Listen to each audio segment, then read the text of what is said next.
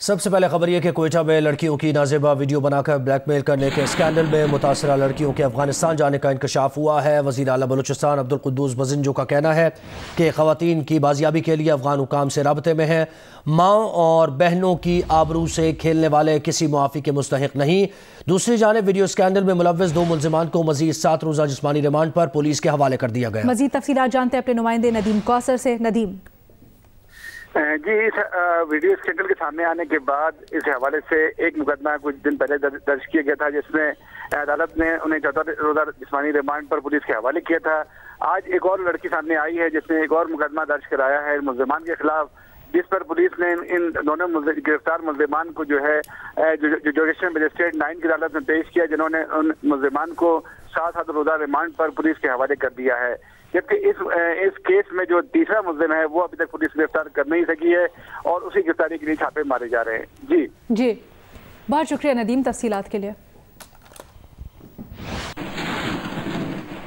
Sindh assembly میں local government act نئی ترامیم کے ساتھ منظور کر لیا گیا۔ اپوزیشن ارکان نے ایوان میں شدید احتجاج کیا، اسپیکر ڈائس کا گھیراؤ کر لیا۔ اپوزیشن اراکین نے حکومت مخالف بینرز اٹھا کر نعرے لگائے اور ایجنڈے کی کاپیز پھاڑ دی۔ معاملہ تلخ کلامی اور گالم گلوچ سے آگے بڑھ کر ہاتھا پائی تک پہنچ گیا۔ وزیر اعلیٰ مراد علی شاہ احتجاج کرنے والوں پر ناراض ہو گئے، بولے وفاق میں تو جاہل حکومت ہے، مگر بدقسمتی سے سندھ میں بھی ان پڑھ اپوزیشن آ گئی ہے۔ بلدیاتی ایکٹ میں اپوزیشن کی دونوں ترامیم شامل کی گئی ہیں۔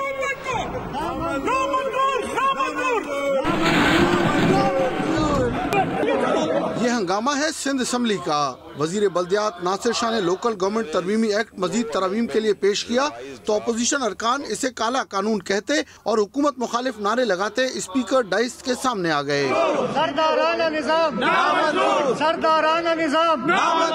اسی شور شرابے میں ایکٹ اتفاق رائے سے منظور کر لیا گیا، جس کے مطابق میئر کا الیکشن شو آف ہینڈ کے ذریعے ہوگا اور منتخب ارکان ہی میئر کا الیکشن لڑ سکیں گے۔ Mayor Karachi water and sewerage board کا شریک چیئرمین اور سالڈ ویسٹ کا چیئرمین ہوگا۔ سندھ کے 6 ڈویژنز ٹاؤنز پر مشتمل ہوں گے۔ وزیر اعلیٰ سندھ نے جہاں اس ایکٹ کو عوامی امنگوں کے مطابق قرار دیا، وہیں اپوزیشن کو بھی آڑے ہاتھوں لیا۔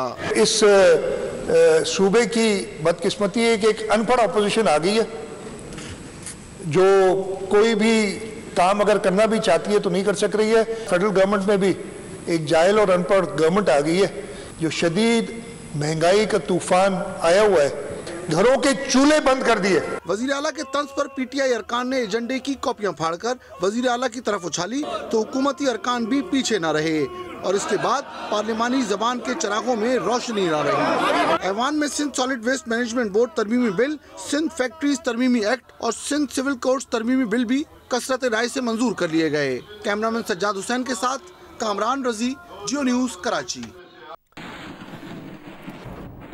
لوکل گورنمنٹ ایکٹ کی منظوری پر سندھ کی اپوزیشن جماعتیں سراپا احتجاج ہیں۔ MQM, PTI اور جی ڈی اے نے ایکٹ کو پیپلز پارٹی کی آمیریت اور بلدیاتی وسائل پر قبضے کی کوشش قرار دے دیا۔ آج سندھ اسمبلی میں ایک اور سیاہ دن، ہماری جوائنٹ اپوزیشن کا یہ موقف ہے کہ نیا بل اسمبلی میں لائے جائے۔ ہم نے جب یہ پروٹیسٹ کرنا چاہا تو آج آپ نے ایک ڈکٹیٹرشپ رول دیکھا ہے اسمبلی کے اندر۔ صوبہ سندھ کی بھلائی کی بات کرنا چاہتے ہیں تو ہمارا اسپیکر جو ہے ہمارا مائک نہیں کھولتا۔ پاکستان پیپلز پارٹی جمہوریت کی علمبردار بنتی ہے، اس کا اصل چہرہ آپ نے اسمبلی میں دیکھ لیا۔ آج کا جو ان کا رویہ ہے بشمول اسپیکر سندھ اسمبلی، ان لوگوں نے جمہوری روایات کی دھجیاں جڑائی ہیں۔ 68 کے 68 ممبران کا جو اپوزیشن اراکین ہیں، ان کا مشترکہ یہ فیصلہ ہے کہ ہم سندھ اسمبلی میں ان کی ڈکٹیٹرشپ نہیں چلنے دیں گے۔ بریک کے بعد خوش آمدید۔ وزیر اعظم عمران خان نے کہا ہے کہ ہم سب سے بات چیت کے لیے تیار ہیں، سب کے ساتھ بیٹھ کر اپنے مسائل حل کریں گے۔ وزیرستان ہو یا بلوچستان، سب کے ساتھ بات چیت سے مسائل حل کریں گے۔ وزیر اعظم کا یہ بھی کہنا تھا کہ صرف ان لوگوں سے مفاہمت نہیں ہوگی جنہوں نے عوام کا پیسہ چوری کیا ہو، جنہوں نے اقتدار میں آ کر پیسہ چوری کیا، ان کو نہ این آر او دیں گے نہ مفاہمت ہوگی۔ اور میں اپنی قوم کو یہ کہنا چاہتا ہوں کہ ہم سب سے بات چیت کرنے کے لیے تیار ہیں۔ جن کا نظریہ مختلف ہے ان سے ہم بات چیت کریں۔ جو جس کو لیفٹ کہتے ہیں, جس کو رائٹ کہتے ہیں, سب کے ساتھ بات چیت کرنے کے لیے تیار ہیں. سب سے ہم بیٹھ کے اپنے مسئلے امن سے حل کرنے کے لیے تیار ہیں, چاہے وہ بلوچستان میں لوگ ہوں, چاہے ہمارے پرانے قبائلی علاقے کے لوگ ہوں, وزیرستان کے لوگ ہوں, جدھر بھی ہوں. سب سے ہم بات چیت سے مسئلے حل کریں گے. صرف ہم جس سے مفاہمت کبھی نہیں کریں گے وہ لوگ ہیں جنہوں نے پاکستان کی عوام کا پیسہ چوری کر کے ملک سے باہر لے کے گئے. سب سے مفاہمت کرنے کے لیے تیار ہیں, لیکن کبھی جن لوگوں نے کرپشن کی ہے, یعنی اقتدار میں آ کے ملک کا پیسہ چوری کیا, چوری کر کے باہر لے گئے, کبھی ان لوگوں سے میری حکومت ان سے کبھی نہ ان کو NRO دے گی, نہ ان سے کبھی مفاہمت کرے گی. ان لوگوں کو جب تک سزا نہیں ملے گی, یہ سن لیں میری بات, وہ قوم جو بڑے ڈاکوؤں سے ڈیل کرتی ہے وہ تباہ ہو جاتی ہے. ہر مہذب معاشرہ اپنے چوروں کو جیلوں میں ڈالتا ہے, ان سے ڈیل نہیں کرتا. کوئی بھی ملک جو خوشحال ہے ان سارے ملکوں میں قانون کی بالادستی ہے. مسلم لیگ نون کے رہنما حمزہ شہباز کہتے ہیں کہ وزیر اعظم نے اپنا گھر چند لاکھ میں ریگولائز کرا لیا اور غریبوں کے لاکھوں گھر گرا دیے گئے. مزید کہا, عمران نیازی اس ملک کا سب سے بڑا مافیا ہے. پیپلز پارٹی کے رہنما سینیٹر مصطفیٰ نواز کھوکھر نے کہا ہے کہ گوادر کے پرامن احتجاج میں ہزاروں افراد کی شرکت عوام کی اخلاقی فتح ہے. حکومت کو چاہیے کہ پرامن مظاہرین کے ساتھ بیٹھ کر ان کے جائز مطالبات سنے اور گوادر کے عوامی احتجاج کا فوری حل نکالے. ریاستی جبر اور گرفتاریوں سے عوام کی آواز دبائی نہیں جا سکتی. گوادر میں گوادر کو حق دو تحریک کے تحت مقامی افراد کا احتجاجی دھرنا آج 27ویں روز میں داخل ہو گیا. دھرنے میں خواتین اور بچوں کی بڑی تعداد میں شرکت. شرکا کا مطالبہ ہے کہ گوادر میں غیر قانونی ماہی گیری کے خاتمے سمیت دیگر مطالبات پر جلد عمل درآمد کیا جائے. MQM کی APC سے خالد مقبول صدیقی خطاب کر رہے ہیں, آپ کو لیے چلیں گے. اور میں ان کی بات کی تائید کرتا ہوں. نظام کیسا بھی ہوگا, طریقہ کوئی بھی اختیار کیا جائے گا, اگر ہم 50 سال میں پاکستان پیپلز پارٹی کی نیت کو ہی نہیں سمجھے ہیں تو ہم سب غلط راستے پہ. اگر آپ ان سے خیر کی کوئی امید رکھتے ہیں تو آپ دھوکے میں ہیں. کسی ایسے جال میں پھنسنے کے بجائے اب حجت تمام ہونی چاہیے. دیکھیے, دنیا میں جو بہترین غلام ہوتے ہیں وہ بدترین آقا ثابت ہوتے ہیں. سندھ کے حکمرانوں نے یہ ثابت کیا ہے. میں یہاں سے بات اس جد و جہد کے لیے آپ سب سے تائید لینا ہے, ہمیں فیصلہ کرنا ہے آج مل کر کہ ہمیں سیاست عبادت کی طرح کرنی ہے, تجارت کی طرح کرنی ہے. ہم سب کو یہ فیصلہ کرنا ہے کہ جمہوریت عام پاکستانیوں کے لیے ہوگی یا اس پہ چند خاندانوں کی اجارت داری ہوگی. ہمیں حکمرانی کے حوالے سے یہ فیصلہ کرنا ہے کہ کیا طرز حکمرانی جاگیردارانہ, کاروباری اور موروثی ہونی چاہیے یا شراکتی اور شمولیتی ہونی چاہیے. اور انہی نکات پر اگر ہمیں نکلنا, یہ ہماری زندگی اور موت کا معاملہ ہے.